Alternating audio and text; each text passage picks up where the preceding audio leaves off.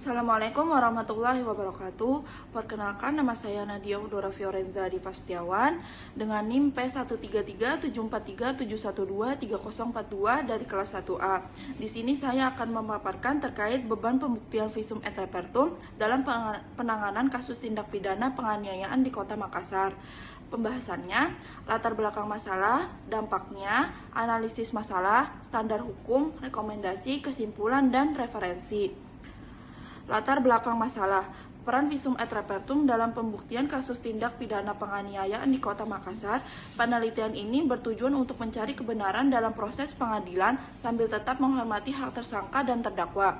Metode penelitian yang digunakan adalah field research dengan pendekatan hukum normatif dan empiris.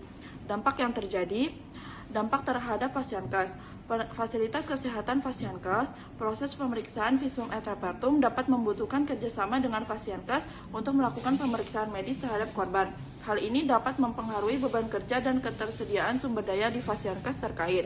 Yang kedua, SDM kesehatan, sumber daya manusia kesehatan.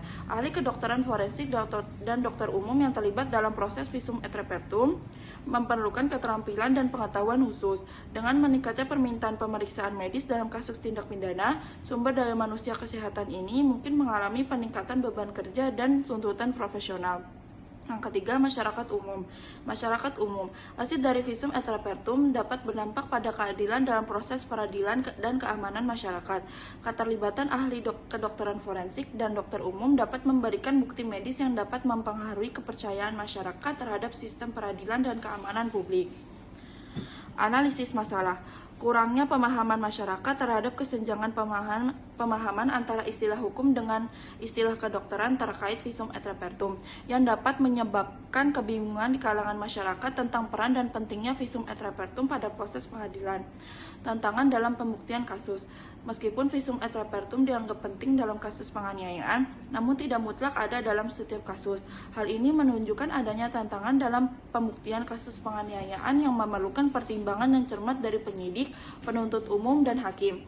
Beban kerja Fasiankes dan sumber daya manusia. Proses pemeriksaan visum et repertum dapat memberikan beban tambahan pada Fasiankes dan sumber daya manusia kesehatan terkait. Diperlukan koordinasi yang baik antara lembaga hukum dan lembaga kesehatan untuk memastikan proses pemeriksaan berjalan lancar. Standar hukum yang berlaku. Standar hukum yang berlaku adalah pasal 184 Kitab Undang-Undang Hukum Acara Pidana (KUHAP) yang mengatur mengenai alat bukti yang sah, termasuk visum et repertum. Penyidik, penuntut umum, dan hakim diharapkan mempertimbangkan dengan cermat penggunaan visum et repertum sesuai dengan kebutuhan pembuktian khusus. Rekomendasi yang pertama, penyuluhan hukum. Melakukan proses penyuluhan hukum kepada masyarakat untuk meningkatkan pemahaman tentang peran visum et repertum dalam proses peradilan. Hal ini dapat dilakukan melalui seminar, workshop, atau kampanye publik yang melibatkan berbagai pihak terkait. Yang kedua, pelatihan dan koordinasi. Mengadakan pelatihan dan koordinasi antara lembaga hukum dan lembaga kesehatan untuk memperkuat kerjasama dalam proses pemeriksaan visum et repertum.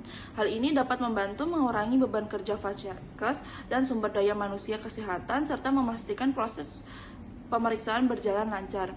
Yang ketiga, peningkatan ketersediaan ahli forensik. Mendorong peningkatan ketersediaan ahli kedokteran forensik yang berkualitas dan berpengalaman.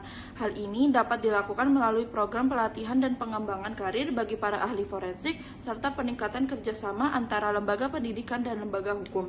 Yang terakhir, pengembangan pedoman praktis. Membuat pedoman praktis atau panduan operasional standar (SOP) terkait penggunaan visum et repertum dalam kasus tindak pidana penganiayaan. Hal ini dapat membantu memperjelas prosedur dan tata cara penggunaan visum et repertum bagi para penyidik, penuntut umum, dan hakim. Kesimpulannya, visum et repertum memiliki peran penting sebagai alat bukti dalam proses peradilan, terutama dalam kasus-kasus yang melibatkan tindak pidana penganiayaan. Visum et repertum memberikan informasi medis yang penting untuk membantu kondisi korban dan memperkuat bukti dalam persidangan. Terima kasih atas perhatiannya. Wassalamualaikum warahmatullahi wabarakatuh.